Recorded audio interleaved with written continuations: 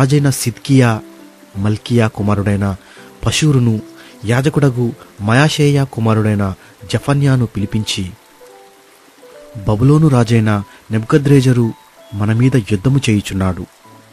అతడు మన యొద్ద నుండి వెళ్ళిపోవునట్లు యెహోవా తన అద్భుత కార్యములన్నిటినీ చూపి మనకు తోడయుండునో లేదో దయచేసి మా నిమిత్తము యెహోవా చేత నీవు విచారించుమని చెప్పుటకు యిర్మీయా యొద్దకు వారిని పంపగా, యెహోవా యొద్ద నుండి యిర్మీయాకు ప్రత్యక్షమైన వాక్కు.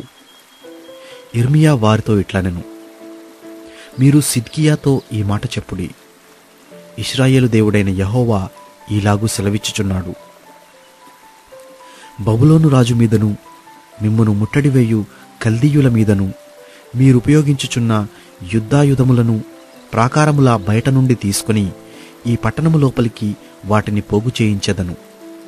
కోపమును రౌద్రమును అత్యుగ్రతయు కలిగిన వాడనై బాహుబలముతోనూ చాచిన చేతితోనూ నేనే మీతో యుద్ధము చేసెదను. మనుష్యులనేమి పశువులనేమి ఈ పట్టణపు నివాసులందరినీ హతము చేసెదను. గొప్ప తెగులు చేత వారు చచ్చెదరు. అటు తరువాత నేను యూదాదేశపు రాజైన సిద్కియాను, అతని ఉద్యోగస్తులను, తెగులును ఖడ్గమును క్షామమును తప్పించుకొని శేషించిన ప్రజలను బబులోను రాజైన నెబుకద్రేజరు చేతికి, వారి ప్రాణములను తీయజూచు వారి శత్రువుల చేతికి అప్పగించెదను. అతడు వారి యందు అనుగ్రహముంచకయు వారిని కరుణింపకయు వారి ఎడల జాలిపడకయు వారిని కత్తివాత హతము చేయును. ఈ ప్రజలతో నీవిట్లనుము, యెహోవా సెలవిచ్చునదేమనగా, జీవమార్గమును మరణ మార్గమును నేనే మీ ఎదుట పెట్టుచున్నాను. ఈ పట్టణములో నిలుచువారు కత్తి వలన గాని క్షామము వలన గాని తెగులు వలన గాని చచ్చెదరు. మేలు చేయుటకు కాదు, కీడు చేయుటకే నేను ఈ పట్టణమునకు అభిముఖుడనైతిని గనుక బయటకు వెళ్ళి మిమ్మును ముట్టడి చేయుచున్న కల్దీయులకు లోబడివారు బ్రతుకుదురు.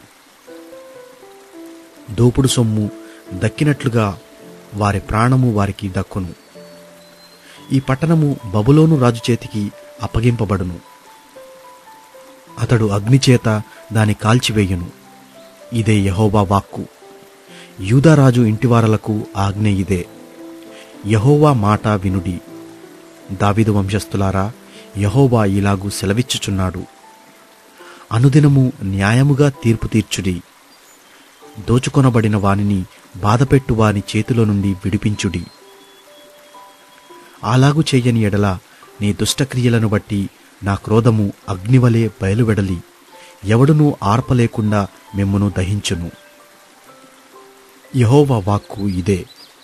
లోయలో నివసించుదానా, మైదానమందలి బండవంటిదానా, మా మీదికి రాగలవాడెవడు, మా నివాస స్థలములలో ప్రవేశించువాడెవడు అనుకొను వారలారా, మీ క్రియల ఫలములను బట్టి మిమ్మును దండించెదను.